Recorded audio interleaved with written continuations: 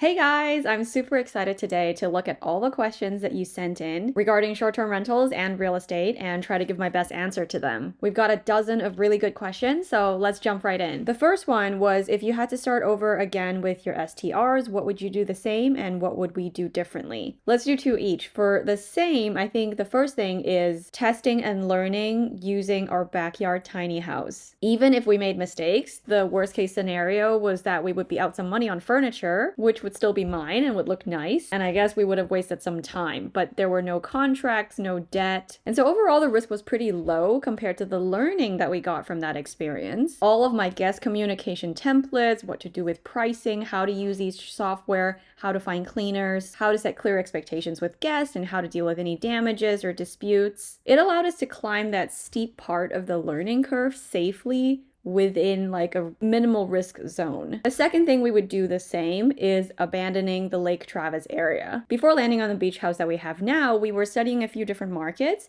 and Lake Travis, right outside Austin, was one of them. Because I had always liked the vibes of that area, and how fun would it be to have like a lake house that my family and friends can travel to together. And the city wasn't too far away, we would still be able to venture in and have some good food if we wanted. So I was simultaneously studying both that lake area and also northern Florida, where the beach house ended up being. Both of those markets at that time had crazy soaring home prices, and this was like end of 2021, beginning of 2022. Both markets would be fun, and both markets had really good STR revenue. The main difference, and the reason I scratched Lake Travis off my list, was that there was infinite land in the surrounding area and there were new construction projects coming up. I realized there was no limit to how many new properties could be built in that area in the next few years. Whereas for the beach, one side is the ocean, and then the other side, there's already established housing and buildings that are completely developed already. And hence there was a finite amount of change I could expect from an inventory standpoint. At the very least, this offered some level of protection to the value of the property itself. And turns out we were right. And as for the STR revenue, we also made the better choice there. Now, what would I do differently? The first one, I think this would apply to you if you really don't live anywhere near the property that you're trying to manage, or if you just don't want to go to an in-town property all the time. And that is to use smart home devices to monitor as many things remotely as possible. We initially just started with the lock, with the keypad that I can control over Wi-Fi to add new codes and change codes. And we also started with the minute monitor, which is installed into the ceiling, and it can detect any parties and noises that are above a certain decibel. The devices we later added was additional cameras. So our initial setup only had certain angles of the property, and we weren't able to see the driveway, and the driveway was important to us because there were parking rules about not parking on the street. And also getting the trash bins collected and returned was kind of our neighbor's pet peeve, so having eyes on that was important, and we didn't initially realize that. The other thing we added was a smart irrigation device. In addition to saving water on rainy days, which of course cost money. Prior to the change, we also had an irrigation system malfunction where the fuse must have blown and the thing was like smoking in the back of our backyard. And we didn't know about it until one day a guest wandered off and told us, hey, this thing looks burnt at some point, you should check on it. And then we realized, oh man, the grass has not been watered for some amount of time, and it took a lot of troubleshooting, fixing the fuse and fixing the grass. It was an extra headache that we could have prevented if we had just been able to look at and control the irrigation system remotely. And these things are not expensive or hard to install. The third thing we added was a smart thermostat that we can also control over Wi-Fi. Whether you're using it to save energy when no one is staying there, or if you wanted to check and make sure that the next guest coming in will have a comfortable setting, it's just so much easier for quality control when you have access to that remotely. And honestly, just last week, we randomly noticed that the upstairs HVAC was set to 80 degrees on heat. I'm guessing it was a user error, but we wouldn't have been able to catch it and fix it had we not had access. Just a quick tip on any of these remote plug-in things and any internet extenders. Make sure you put a do not unplug stickers on the most critical plugins. You can get these for pretty cheap on Amazon. I'll link everything that I mentioned in the description box. People are always going to move appliances around, unplug stuff so that they can charge a phone, and they may not realize that, hey, if you unplug this thing, the internet goes down down and the sprinkler doesn't come on. The second thing I would change is kind of the operations of a home type of stuff. The maintenance part of like the HVAC systems and the plumbing and all the other like maintaining a house kind of stuff. That is my weakest point. It just doesn't interest me and I have to force myself to do it. But as a result of me not paying attention and being proactive, it leads to costly repairs. If I were to do the beach house again, I would have started with a checklist before I even took over the keys to the house. The Trello board template that I have mentioned in a previous video, I would have wanted to build that before ownership and then continue tweaking it as I learn more about the property. And we also have a local assistant that's actually really handy with some of these like home things. We could have totally just had him look it over and add some local insight as to how things work in Florida versus here. If you are interested in the template I built, I was previously sharing it for free through Trello, but Trello doesn't allow free sharing anymore. And you can either A, watch the video and just take notes on what I did and recreate something that is line by line, a checklist that is tailored to you. Or B, you can sign up below to be notified for when I finally remake the board on a different platform. I honestly have so much material from just these past 2 years, both this board, all my guest messaging templates, all the checklists that I've used for like analyzing property and closing a house, picking market. It's really just a matter of finding time to compile everything. And so if this sounds useful, go to the link below, let me know that you're interested, and let me know what else you want in these templates so that I can make sure to incorporate them. All right, question number 2. I actually wanted to follow up on last week's question. Someone asked, how do you decide what amenity to add that has a high ROI? Oh, and if you haven't seen the last Q&A video, I'll make sure to link it below. You can check it out after you finish watching this one. There's actually an amenity filter on AirDNA, and I wanted to show you how this looks because I've been using it actually to decide whether to add a pool to our beach house. And thank you to AirDNA for partnering with me on this video. So you log into AirDNA and you see all these markets and you can pick, let's go to Joshua Tree, just because that's a popular market. So when the page first loads, you just get the general market insights and analytics. The revenue for the whole market was $56,000 per year on average. If you go up to amenities, then you can filter by whatever amenity you want. So in this case, let's say with a pool, and then with a pool, it's close to $66,000. Now compare that to without pool. All right, the revenue is $54,000. Now, before you try to decide, is the $11,000 on average of a difference worth chasing, I would recommend redoing the filters to exactly what property size you have. So for example, you have a bigger house, you should filter it like to 3 to 5 bedrooms, whatever the quantity is. And then the other thing I would do actually is if you go back to the main market page, you can click on this little icon thing. I just learned about this, and change it from like this picture view into a list view. And after you do this, go back to Joshua Tree, and then you should get a full table of every single listing in the area. And you can export this, basically an Excel spreadsheet. And I would go from there and look through every single listing that is relevant. Obviously not like 1,300 because this is before I filtered by bedrooms and bathrooms. You would filter them to the right size, say 2 to 3 bedrooms, with pool a list, without pool a list, and then study them in detail to figure out your comps and go from there to decide pool versus no pool. Like I said, I've been playing with this amenity a lot because of our beach house, and we're deciding, is a pool maybe a better investment for how much it costs and how much revenue it can generate in comparison to getting a new property? We've been looking at kind of like a cabin-like place in Wisconsin, which definitely costs more than a pool and may make just as much. I still need to dive a little bit more into the numbers, and I'll keep you updated on what my decision is. Side note, if anyone is in Florida and knows of a pool contractor, or you are a pool contractor in Northern Florida, send me a message. Anyway, if you're interested in figuring out the difference in revenue between pool versus no pool, hot tub versus no hot tub, pets versus no pets, I definitely recommend checking out AirDNA. They also recently brought back the monthly subscription option so that you don't have to get an entire year worth of subscription if you're not sure, or if you're just trying to answer a quick question like add amenity versus not having an amenity. It would just make more sense to pay as you go. I'll link them in the description box below. Question number 3 is about analyzing and finding your market, which I will have those videos linked below if you want a detailed rundown.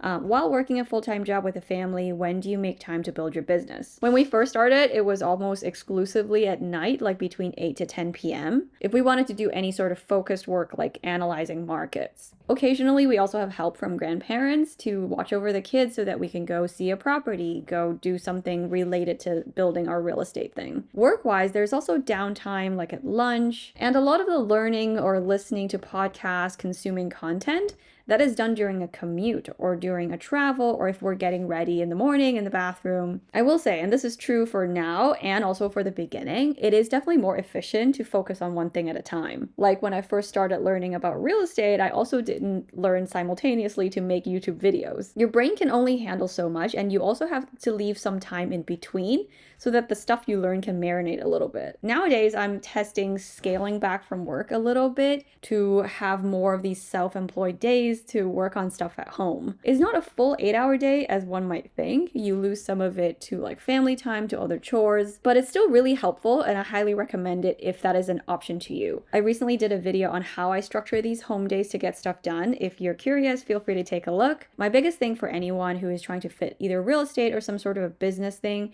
into their normal family/work day is just breaking down your tasks so that you can do it in a more digestible chunk, and just be patient and realistic about how much you can actually get done in one day. Number 4, I got a bunch of questions. What is a step-by-step guide to do rental arbitrage and any nuances? There was another one asking if I have knowledge on rent-to-rent Airbnb, which, did you guys know this was a thing? I had no idea that rental arbitrage was also called rent-to-rent. I think I like the phrase arbitrage more. Similarly, there's a question on what are the major differences between co-hosting and arbitrage. I am definitely going into co-hosting because of financial reasons. Which one is best to do and why? I'm grouping these questions together because they touch on similar points. Co-hosting is where you're handling the day-to-day operations like guest communications, cleanings, pricing, any repairs, all the property management type things for a fee, usually around like a 20% of the revenue. You don't own the place, you're not renting the place, you have no equity in this property. You just have an agreement with the owner to kind of be their property manager. Whereas rental arbitrage or rent to rent, you are renting out the place as a long-term rental, and then with the landlord's approval, you are renting that place out to other people as a short-term rental at a higher rate, hence pocketing that difference between the rent you're paying and the rent you're receiving, hence arbitraging. As many of you know, I haven't done either yet, more of that on the second. The benefit to both of these options is that A, you could start with much less capital than if you had to purchase the property, and you can see potentially some really good returns relative to how much money you put in the first place. And B, they could be very scalable because of this small upfront capital and because of the systems that you develop for either co-hosting or arbitraging. If you operate within the same market, you can scale the cleaners, you can scale your handyman contacts, you would gain a lot of efficiency, and I think the margin probably gets better at scale. Now for cons, or at least barriers, co-hosting wise, you need a really good contract. For example, how will you handle repairs? Who's paying for those repairs? Who decides on how to do the repair and how much is a reasonable amount to spend on the repair? Like if you were the co-host and the freezer is not making ice, do you make the executive decision to find a person to come and repair? And if so, how much is a reasonable amount and how much would need like approval?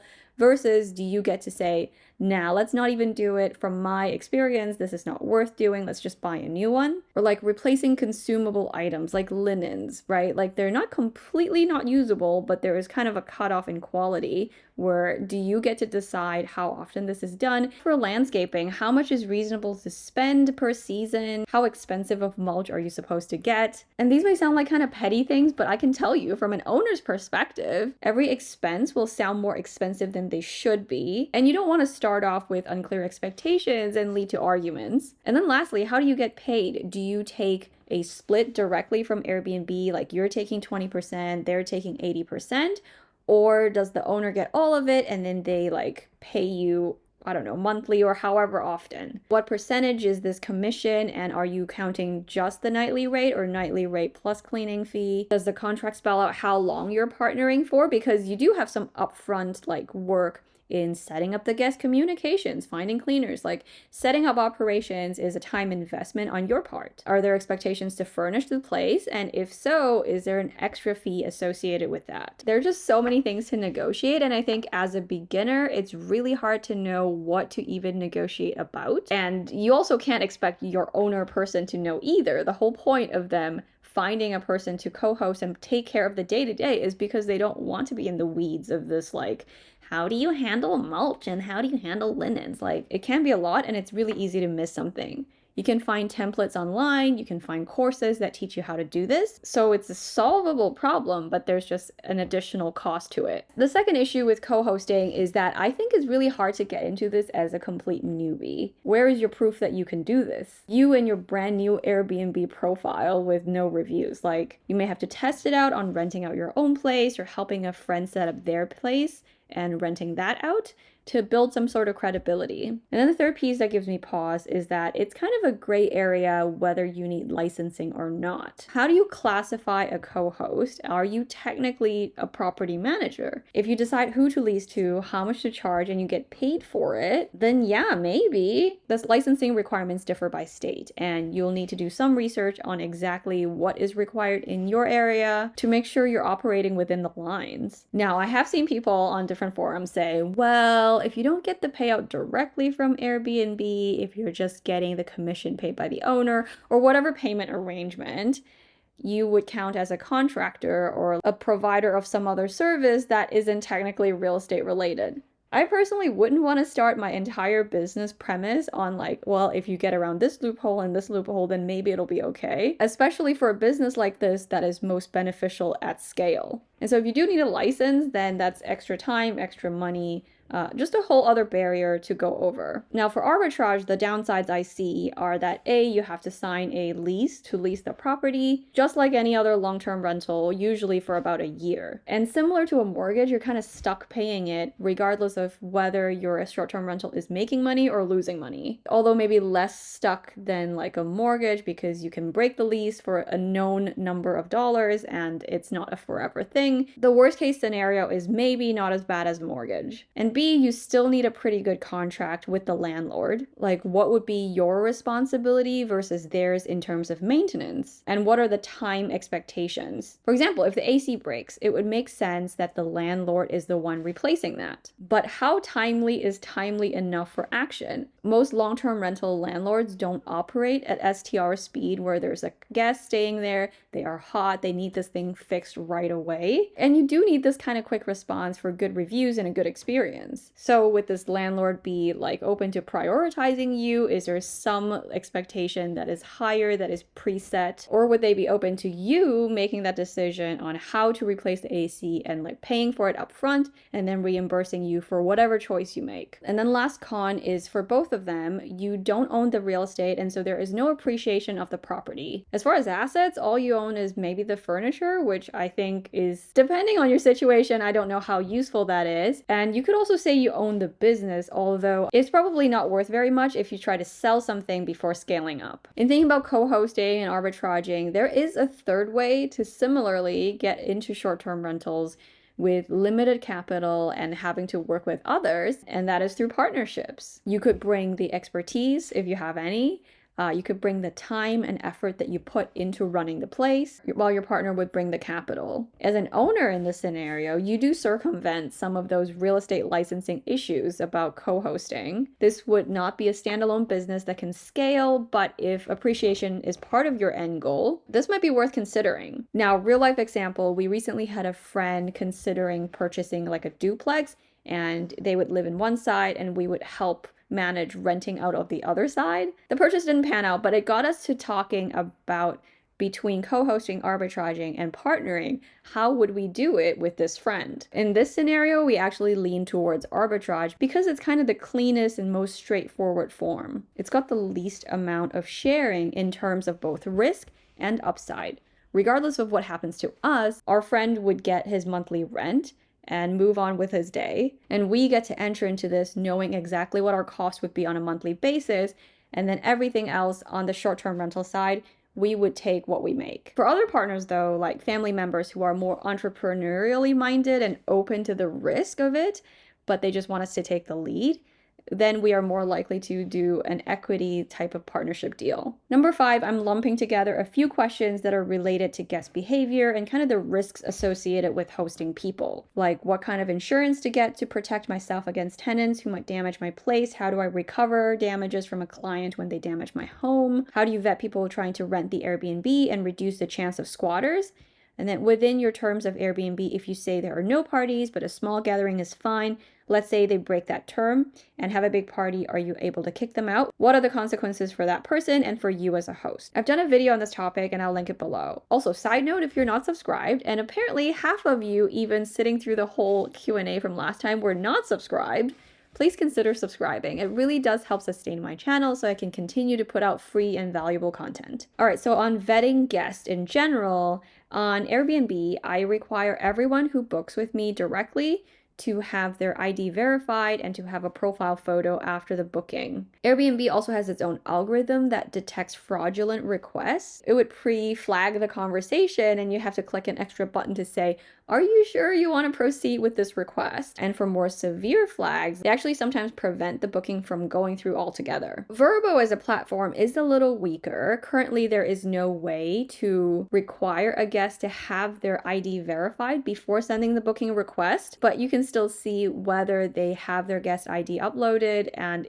you can choose not to accept them. In addition to the platform defaults, I always look at the guest reviews and how long someone has had their account. While a new account with no reviews is not necessarily going to be a bad guest, it does raise the risk potentially a little bit. And so I'm looking at the rest of their communication. Like just last week, someone with a new profile from 2024 has had one stay but no reviews, which is always like a bad flag, because for me as a host, I always leave a good review unless something is actually really bad. This person starts a booking request for a same-day check-in for 10 days, and his only message to me in this booking request was call me at this phone number. There's no other explanation on what kind of trip they're going on, why they wanted to book the house, nothing.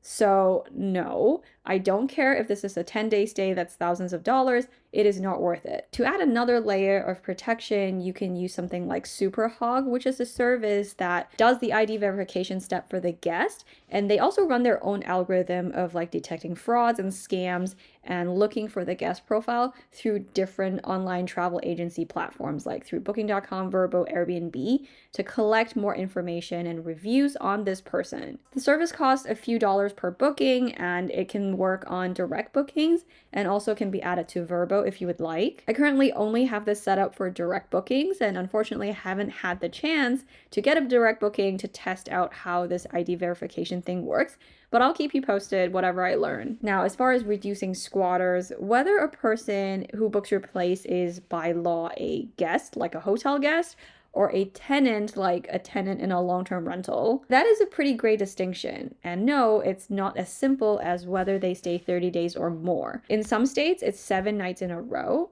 In some other states, it's 30 days. And then in some other states, it's 14 days within a 6-month period. And many states actually have no cutoff date. In some states, it's just if they pay rent or do some sort of service in exchange for staying there, then they're a tenant. The problem with guests being classified as tenants is that all of the tenant rights and landlord-tenant relationship laws that would apply. For example, if they squat, aka refuse to leave, you would have to go through the normal eviction procedures to get them out, which can be costly and lengthy. And in the meantime, this person may be damaging your place. This is at least how it works in the US. To minimize this risk, all of the previous screening steps should help. And additionally, I would take a very careful look at your specific state and what the rules are for what counts as a tenant. For example, if your STR is in a place with the 7-day cutoff, then you would be a little bit more careful about accepting guests with a booking that is 7 days or longer. See previous example of the sketchy person with the 10-day request. I'm personally very skeptical about taking longer stays without a previous review. I found a couple resources highlighting the different rules in each state, and I'll link them below. Now for the insurance question, there are 4 insurances you should consider. There's the homeowners or landlord insurance. They're basically the same thing, just a different flavor. And you want to make sure within that there is a rider or a clause that covers you renting it out as a short-term rental. Number 2 is an umbrella insurance that's more protecting you as a person. It's not tied to a property. That is usually not very expensive, and it helps cover additional liability. Thirdly, the OTA or the online travel agency like Airbnb, Vrbo, whatever platform, they usually have their own form of insurance that covers some amount of damages, like air cover for Airbnb and Vrbo having their equivalent. And the fourth thing to consider is a damage waiver or a security deposit. These are options on Vrbo, Booking.com, or through Superhog, that additional service I mentioned before. Have you found theft of household items to be an issue? Yeah, but nothing too major actually. I've told the story about the person stealing our toilet paper before. It's just silly, it's not expensive. And for our beach house, we definitely now have fewer mugs and fewer plates, fewer cups than when we started. Did someone take them versus did they just break or get stained and had to be thrown out? It's probably the latter, and honestly, to me, it doesn't really matter. There is a cost to doing business. It shouldn't be an outrageous amount, but some level of it should be factored in just as your budget. As for bigger damages, someone did break our bed frame once, so we just submitted a claim through the Airbnb reimbursement process.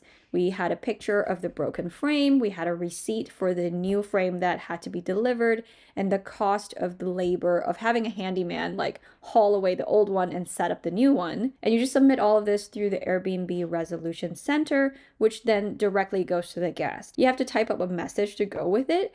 And usually I just try to be pretty neutral, like not accusatory, but also not apologetic for asking for money. Like, hey, our cleaners let us know that the bed frame was broken when they arrived. We've ordered a replacement and sent our handyman over to do the repair. And that's it, purely descriptive. I always want to end with, let me know if you have questions, but like I always have to stop myself because there are no questions, just end it. It changes the tone if you keep going. If the guests accept the damages and the charges, which they have every single time, they would pay. They actually almost always apologize. They're like, oh, I'm so sorry, our kids must have jumped on it. Or one time like the wall had like a chipped part. And they were like, oh my goodness, so sorry. It must have been when we were moving equipment. And that's when I feel better about writing back, oh, no worries. Don't worry about it. We got it fixed. Thank you for your prompt reply and payment. If the guests deny it, then the whole claim goes to Airbnb for adjudication. Airbnb can decide based on what you submitted whether to rule in your favor or not. And if you're in the right, Airbnb would pay you directly through air cover. And that happened to me once. A guest wanted to pay for early check-in, but they never actually paid. So that request eventually went to air cover and Airbnb just paid me directly. Airbnb subsequently reached out to the guest to try to recover that amount. For Vrbo, we have the damage waiver. I think it's like $79 that the guest pays, and that covers them for like up to $3,000 worth of damages. If anything were to happen, which knock on wood, it hasn't, then we would just submit our claim kind of like how we do for Airbnb, but this claim would go to this third-party insurance place where the damage waiver is through.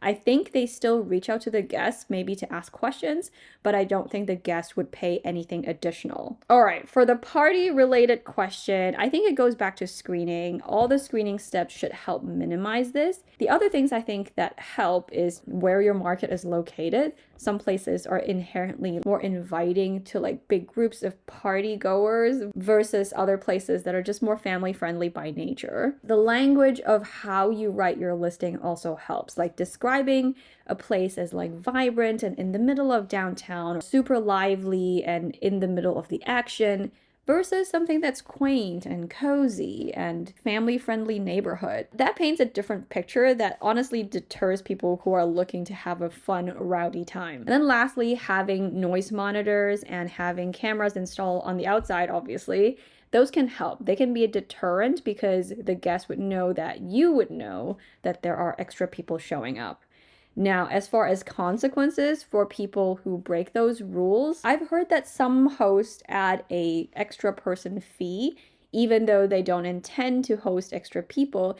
It's just that so they can say, oh, you had 10 extra people, I will charge you now $10,000. I haven't done that personally. Something about it just doesn't sit right with me. So I just honestly say in the listing that these are our quiet hours that are enforced by the city. And I highlight that this is a quiet neighborhood street and no parties are allowed. And so far, I haven't had any issues. The next question. I'm curious if there are any AI tools to help analyze locations, regulations, etc. So I have tried looking into tools that can help speed up my analyzing and looking up regulations, which is such a boring, tedious task. On ChatGPT or Gemini, which is the Google version of the same thing, you can make it compile a table of regulations, but I haven't found it to be completely accurate, or like it's not enough detail. So for example, I am asking it to tell me the top 20 like destinations for travel in Florida and build it a table. First column is the destination, second column, the regulation on short-term rental, and the third column is the link to it. It does tell me the top 20 destinations, which I guess in itself is somewhat helpful. The regulation part is not detailed enough. So for example, I know for Jacksonville Beach, it's true that a permit is required, but it's not giving me information on the capacity limits, the parking requirements, some of the more nuanced things that you do need to know as you're searching for your place. Like if you're looking at a 4-bedroom, you need to know that the max number of people for it is 10. I tried to add that third column to make it link to the source, but the links don't work on either ChatGPT or Gemini. So if any of you have figured out a better way to use this, leave it in the comment below. The other semi-helpful AI use is that some property management softwares, they use the AI chatbot feature kind of embedded into their messaging system so that it can help you make recommendations on local restaurants. It can help you phrase your answers. I haven't used any of these myself because I've already built up like my template list and I feel more confident using my own voice. Another thing you can do along those lines is you can just ask ChatGPT to write some templates that you can work from. So you can specify like a bunch of guest messaging templates in a warm and welcoming tone. And you can say which ones, like for check-in, for checkout, for like asking for a review. And honestly, these are not bad. If you're struggling to phrase something, you can have it kind of written out and get some ideas. You can have it be written in any kind of tone. You can say a more professional tone, or you can say, style it like, I gotta show you this. I tried making it rewrite it in my voice based on YouTube videos. So I said, rewrite it in the voice of Lydia Patel, parentheses YouTube. For confirmation of the booking, it says, hey guest, yay, your booking at such and such is officially confirmed, celebration. We're super excited to have you stay with us. If you have any questions you need or anything at all before your trip, just give us a shout. We're here to make sure you have an awesome time. Can't wait to host you. Cheers. Like, do I sound like this? I thought it was very interesting, and whoever this lady is, she sounds like a really friendly friend. It's weird to think my voice per AI is nicer than my actual voice. I typed this in initially for entertainment, but I might actually use some of this. Next question, what would you recommend to set the service fee settings at? I see that Airbnb has two options, simplified pricings and split fee pricing. It does explain the difference, but it's still a little confusing. What do you recommend? So the Airbnb commission is usually 3% for the host, and then they take around 15% for the guest. And that is how they make their money. And this is the more common one, and I've always chosen this one. If you go with the host-only fee, then you pay all of the fees, which I think may not exactly be the 3% plus the 15%, and it varies by market, so don't quote me on the exact number. Some listings are mandated to have the host-only option, and this includes any software-managed listings, like if you use Logify or any other PMS, and if the listing is in certain countries. This does not apply for any PMS users out here that are from US, Canada, Mexico. There's a whole list, and I'll link that below. It's also mandated if you have like a hotel with like multiple units that you're just listing on Airbnb as an extra place to list your place. Extra place to list your place. An extra listing avenue. For those of you who have a choice, honestly, this is up to you. I understand the logic of the host-only fee because people complain a lot about Airbnb fees. There's a cleaning fee, there's a service fee, there's this and that. But at the same time, it's such a well-known thing that people are used to it and they almost expect it. Would it help you to be the only listing in the area that shows this higher nightly rate just to absorb the higher host fee that you have to pay? Probably not. And currently, I don't believe there is any data available on this on any of the Airbnb analytics websites. I guess I've never found a compelling reason for me to switch over to host only, But if any of you do it, leave a comment so that we all know what the rationale is and what you like about it. Next question. This is less of a question, but more to seek your opinion and comments from the STR business in general and California in particular. We thought about entering the STR market in Anaheim/Disney or Palm Springs, Big Bear Lake, Joshua Tree, but all these markets have very restrictive policies for new entrants, making it either impossible to enter or the expected return is too low if you run the numbers and it's not worth the time or hassle.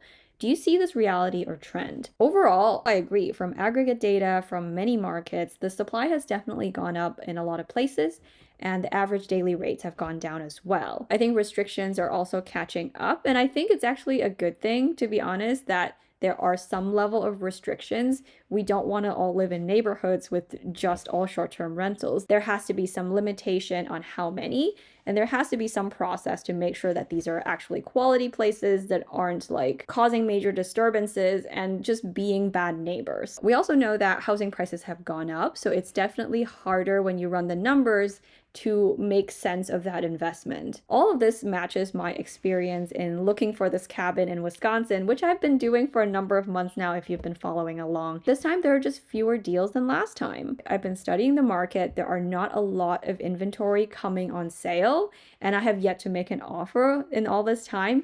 Whereas 2 years ago, I was making offers left and right. I was just getting rejected all the time. Overall, do I think it's still worthwhile to do with potentially lower returns?